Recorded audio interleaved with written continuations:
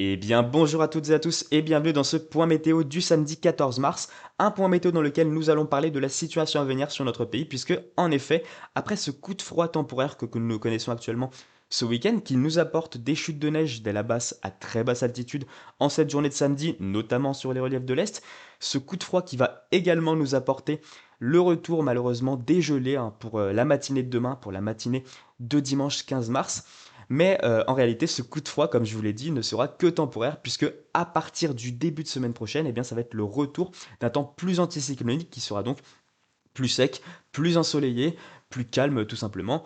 On verra tout ça donc en première partie de ce point météo, et puis ensuite, ce que je vais vous proposer pour la deuxième partie de ce point, eh bien, ça va être d'évoquer les tendances météo à long terme, c'est-à-dire quelles sont les tendances pour la fin du mois de mars et le début du mois d'avril.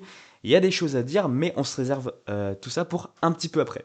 Avant de commencer ce point, n'hésitez pas à vous abonner et à liker cette vidéo, ça me donne énormément de soutien. Merci à tous. Donc, pour commencer, on va revenir sur la situation que nous connaissons actuellement. Donc, nous avons actuellement ce rafraîchissement temporaire que nous connaissons actuellement ce week-end en raison de ce Talweg qui plonge sur l'Europe de l'Ouest, que vous voyez juste ici. Ce Talweg qui nous apporte donc une masse d'air plus fraîche en altitude, compris généralement entre -3 et -4 degrés pour cette journée de samedi et également pour la journée de dimanche, avant ensuite que cette masse d'air soit remplacée par une masse d'air plus douce en début de semaine prochaine, comme je vous l'ai dit, en raison donc d'une poussée anticyclonique que nous allons connaître en début de semaine prochaine. Cette masse d'air plus fraîche que nous connaissons ce week-end a été accompagnée et est encore accompagnée donc d'un front froid qui a traversé notre pays à partir donc de la journée d'hier, de vendredi, qui se retrouve en cette matinée de samedi du côté des frontières de l'Est. Et c'est là où nous avons donc des chutes de neige dès la très basse altitude, puisque en effet, ce matin, on a recensé, enfin on a vu qu'il y avait des chutes de neige qui ont été enregistrées dès 500 mètres d'altitude, donc en limite de plaine, du côté du Jura. Donc on attend de bonnes chutes de neige entre Alpes et Jura pour cette matinée, pour cette journée de samedi. Également, regardez ce que l'on distingue du côté de la Belgique et du nord des Ardennes, eh bien des petites chutes de neige sous faible intensité évidemment, ça va juste blanchir les sols, mais on a quand même, on recense des chutes de neige jusqu'en plaine, dès 200 mètres d'altitude entre la Belgique et le nord des Ardennes. C'est quand même une situation qui n'est pas à prendre au pied de, qui n'est pas à prendre à la légère, tout simplement. Et puis ensuite, ce qu'on observe à l'arrière, eh bien, c'est la formation d'un ciel de traîne qui va avec des petites averses du côté des régions du nord-ouest. Ces averses qui vont se multiplier durant cette journée, et notamment à partir de cet après-midi du côté des régions du nord et du nord-ouest, où nous avons donc des averses sous ciel de traîne, tout simplement, en raison donc des averses de masse d'air froid. Ces averses qui vont parfois tourner à l'orage. Alors, Kéronos a sorti le risque d'orage modéré donc sur ces régions, sur les régions du nord et du nord-ouest, ponctuellement aussi du centre-ouest, puisque l'on attend des averses qui pourraient tourner localement à l'orage, où on pourrait entendre quelques coups de tonnerre. On pourrait avoir des rafales de vent qui pourraient localement atteindre les 70 km/h. On attend sous ces averses orageuses des pluies soutenues et un risque de grésil, voire potentiellement de petites grêles, mais bon, rien de très alarmant, je vous rassure. Tout à fait classique une situation comme ça, avec le front à l'avant, le ciel de traîne à l'arrière, orageux, en raison d'une... On aura des orages de masse d'air froid, donc en raison de cette masse d'air bien froide qui est présente sur notre pays en cette journée d'aujourd'hui. Concernant les orages, j'ai rien de plus à dire. Si, un petit point que je voudrais aborder avec vous, tout simplement, c'est que cette intrusion d'air froid, d'air plus froid que nous connaissons actuellement, eh bien, va mettre à terme 61 jours de douceur consécutifs. Ça y est, cette suite, tout simplement 2 jours de douceur, va se terminer et se termine aujourd'hui, samedi 14 mars. Cette suite de douceur qui est absolument historique, ça n'a jamais été enregistré auparavant, 61 jours de douceur consécutifs, où nous avons connu aucun jour sous les normes. C'est ça que je voulais vous dire précisément. Regardez, du 12 janvier au 13 mars, cela correspond à 61 jours, nous n'avons pas connu un seul jour sous les normes de saison. Cela fait donc du coup que sur cette période qui est de 2 mois, plus de 2 mois même, 2 mois et un jour, une anomalie positive à plus 2,9 degrés. Ça illustre parfaitement ce que nous connaissons actuellement depuis la mi-janvier tout simplement. On n'a plus d'hiver. Ça a été la grande douceur qui a dominé pendant 60 jours d'affilée pour vous dire. Et puis là donc Avec cette intrusion d'air plus froid, hein, cette intrusion d'air polaire maritime, eh bien, nous avons un retour ponctuellement quelques jours hein, pour cette journée du 14 mars, demain du 15 mars et également du 16 mars. Un retour sous les normes de saison, ça faisait longtemps que nous n'avons pas connu ça, donc c'est quand même un petit peu important à dire. Qu'est-ce que nous attendons d'autre? Eh bien, du coup, avec cette masse d'air plus fraîche hein, que nous connaissons actuellement, cette masse d'air qui va rester donc, pour cette journée d'aujourd'hui et également pour la journée de demain, sauf que durant cette nuit que nous allons connaître de samedi à dimanche, eh bien, il va y avoir le ciel qui va se dégager. On peut regarder par exemple la couche de nébulosité, hein, qui est la couche des nuages. Regardez, durant la nuit prochaine, nous allons avoir le ciel qui va se dégager. Et qui dit ciel dégagé et masse d'air relativement froide, eh bien, ça dit refroidissement, rayonnement nocturne tout simplement, et donc un refroidissement et un risque de gelée pour la journée de demain.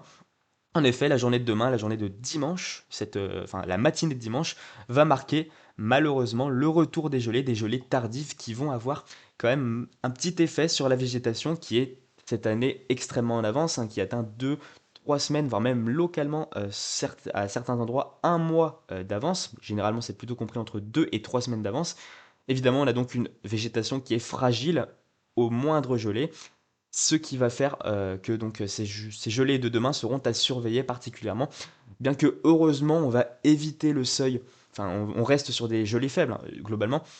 Ce qu'on attend pour la journée de demain, c'est sur la moitié nord des températures comprises entre 1 et -1 degré assez généralement. On aura des gelées assez fréquentes, hein, notamment dans les campagnes des régions centrales, du nord, du nord-est, du nord-ouest également, hein, comme vous le voyez juste ici. Des gelées, mais des faibles gelées comprises entre 0 et -1 degré. Ce sont des faibles gelées. Généralement, la nature arrive à supporter ce genre de gelée, donc fort heureusement hein, qu'elles sont faibles. On aura des gelées comprises entre 0 et -1 degré, comme je vous l'ai dit. Allez, localement, -2 degrés, mais de manière très locale. Fort heureusement, ces gelées ne sont pas plus fortes, puisqu'en effet, la nature commence à avoir du mal à supporter des gelées tardives lorsque elles sont au-dessus, enfin, lorsque les températures descendent sous les -2 à -3 degrés. Fort heureusement, demain, ça ne sera pas le cas, on sera plutôt entre 0 et -1 degré, comme je vous l'ai dit. Mais voilà, surveiller, hein, prudence, ça pourrait quand même affecter un petit peu la végétation, mais pas énormément. Et voilà un petit peu pour la matinée de demain, ce qu'il y a à attendre. Ensuite, concernant la semaine prochaine, eh bien, comme je vous l'ai dit, ça va être le retour de l'anticyclone. Alors pourquoi? Eh bien, ça va être en raison de l'activité dépressionnaire qui va pousser hein, de plus en plus sur l'Atlantique, qui va permettre de nous ramener en Europe de l'Ouest une racine subtropicale, une racine anticyclonique, une dorsale anticyclonique en flux de sud-ouest, ce qui va évidemment donc nous rapporter un temps plus sec, plus anticyclonique, plus sec, plus ensoleillé pour le début de semaine prochaine et même globalement pour la semaine prochaine, mais également un temps plus doux, hein, puisqu'un anticyclone qui est ramené sous flux de sud-ouest, eh bien ça ramène des températures bien douces à 850 hectopascales. Hein. Regardez la température de la masse d'air qui va véritablement qui va subir un gros contraste entre ce week-end avec des températures comprises entre -3 et -4 degrés ce week-end, et puis le début de semaine prochaine, notamment mardi, où on pourrait atteindre une masse d'air supérieur à 10 degrés à 850 hectopascales du côté des régions de l'ouest, voire même localement 12 degrés dans le sud-ouest. C'est une masse d'air bien douce hein, et qui va ramener un temps bien doux du côté des températures donc, qui seront à attendre la semaine prochaine. Voilà. Tout d'abord, je vais vous montrer les précipitations qui seront tout simplement inexistantes la semaine prochaine à partir de mardi, puisque lundi, on attend, regardez pour la journée de lundi, lundi, on attend une petite perturbation, notamment du côté des régions de la moitié nord, cette perturbation qui apportera de faibles pluies, hein, rien de très affolant, hein, des pluies faibles, mais un petit peu d'humidité du coup, durant la journée de lundi et surtout durant la nuit de lundi, avec à l'arrière un ciel de traîne pour la journée de lundi sur la moitié nord. On ne le voit pas sur le modèle arôme, mais ça se produira. Et puis donc du coup à partir de la journée de mardi, là on va véritablement avoir l'anticyclone qui va s'installer sur notre pays, nous amenant donc un temps plus sec, plus ensoleillé. On peut regarder par exemple la nébulosité voilà, pour la semaine prochaine, cette nébulosité qui sera quasi absente, hein. On aura un temps très ensoleillé, ça va faire du bien du coup au moral, même si ça fait quand même longtemps, depuis la mi-février, là où nous connaissons un temps plus ensoleillé et plus doux. Mais voilà, du coup, le retour d'un temps plus ensoleillé la semaine prochaine, sans précipitation. Et puis du côté des températures, eh bien, il va y avoir contraste entre la matinée, il va y avoir de grandes amplitudes thermiques entre les matinées qui seront fraîches durant la semaine prochaine et les après-midi qui seront particulièrement douces. Alors, donc commençons du coup pour la matinée de mardi où on attend généralement, mais globalement ce sera pareil toute la semaine, on attend généralement des matinées bien fraîches, généralement comprises entre 1 et 4 à 5 degrés sur une grande partie du pays, donc des matinées bien fraîches qui sont tout à fait de saison pour une mi-mars, des températures comprises entre 1 et 5 degrés, c'est tout à fait de saison. De ce côté-là, ne vous inquiétez pas, c'est juste frais comparé à ce qu'on connaît depuis un petit moment. Et puis les après-midi qui seront bien douces, par contre, quant à elles, qui ne seront pas de saison, pour le coup. Des températures qui seront généralement comprises sur le pays, entre 13 et 18 degrés généralement, mais du côté d'un quart sud-ouest, on pourrait atteindre plus généralement les 18 à 20 degrés, voire même localement 21-22 degrés possibles durant le Pays Basque. Et bien cette situation, ces températures-là vont se produire toute la semaine prochaine, donc pour la journée de mardi et la matinée de mardi, idem du côté de pour la journée de mercredi, des températures bien fraîches. Localement, on pourrait même avoir quelques petites gelées du côté des plaines du Massif central et du centre-est. Des gelées faibles, rien de très affolant, avec des températures bien fraîches sur tout le pays en matinée et bien douces en après-midi. Idem pour la journée de jeudi, franchement, il n'y a pas grand-chose, il n'y a pas beaucoup d'évolution. La météo va être très ressemblante tous les jours de la semaine. Pareil vendredi, des températures bien fraîches en matinée et bien douces en après-midi. Puis ensuite, voilà, globalement, toute la semaine sera bien ensoleillée avec ce temps qui ne changera pas pour toute la semaine. Et puis ensuite, ce qu'on surveille, bon, il n'y a pas énormément de choses à craindre. Il y a certains modèles, comme le modèle GFS, qui voit quelque chose, mais je pense pas que ça va arriver. Bien regardez, donc on a cet anticyclone qui va se positionner pour le début de semaine prochaine, et puis ensuite, à partir de la journée de jeudi, mais surtout à partir de la journée de vendredi, samedi, à partir de, donc en fin de semaine prochaine, on pourrait avoir le retour d'un flux plus continental, plutôt dans un marais barométrique. On serait ni sous l'influence d'un anticyclone, ni sous l'influence d'une dépression. On serait donc sous influence d'un marais barométrique en flux d'est, un flux d'est qui ne serait pas vraiment bien froid, On aurait un flux d'est tout à fait classique pour la saison, avec des températures à 850 hectopascales comprises entre 2, 4 et 6 degrés à cette altitude. Donc à partir de la fin de semaine prochaine, on pourrait avoir la poursuite d'un temps toujours assez lumineux et toujours bien sec, mais les écarts thermiques pourraient être plus faibles avec des matinées qui resteraient fraîches, mais des après-midi qui seraient moins doux qu'en début de semaine à partir de la fin de semaine prochaine et du week-end. Mais bon, c'est encore pas forcément très fiable, les situations à marée barométrique, c'est pas bien fiable. On a le modèle GFS qui lui signe carrément pour le retour de gouttes froides à partir du week-end et donc d'une masse d'air beaucoup plus fraîche en altitude. Mais je ne pense pas que ce scénario était quand même un scénario un petit peu isolé du modèle GFS et de sa moyenne. Je ne pense pas qu'il se produira, je pense qu'on sera plutôt sous un flux continental pas bien frais, rien de très affolant pour la saison. Voilà donc ce que j'avais à vous proposer pour la première partie de ce point. Maintenant, désormais, place aux tendances long terme, puisqu'il y a des choses à dire. En effet, à long terme, donc pour la fin du mois de mars et le début du mois d'avril, nous avons des signaux, malheureusement, très malheureusement, des signaux qui sont favorables au retour du froid et à un temps beaucoup plus froid tout simplement avec des flux de nord-nord-est ou potentiellement des flux continentaux pour la fin du mois de mars et le début du mois d'avril. Alors pourquoi est-ce qu'on aurait ça?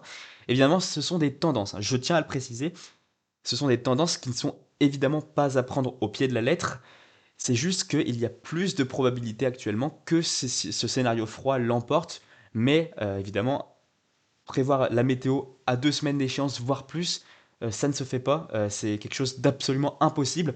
On émet des tendances, mais rien de confirmé, je vous rassure. C'est juste plus probable que ce scénario se produise. Voilà, c'est tout simplement le but de tendance, tout simplement. Alors pourquoi est-ce qu'on aurait potentiellement des tendances plus froides pour la fin du mois de mars et le début du mois d'avril? Eh bien, cela, c'est en raison de plusieurs paramètres atmosphériques que je vous avais déjà présenté durant l'hiver, notamment durant le mois de décembre et le début du mois de janvier, puisque on avait la MJO, cette MJO, qui est un paramètre atmosphérique donc je vais vous expliquer un petit peu en détail qu'est-ce que c'est. Alors la MJO, eh bien, c'est un paramètre donc, au niveau des latitudes équatoriales qui a des effets un petit peu sur l'entièreté du globe.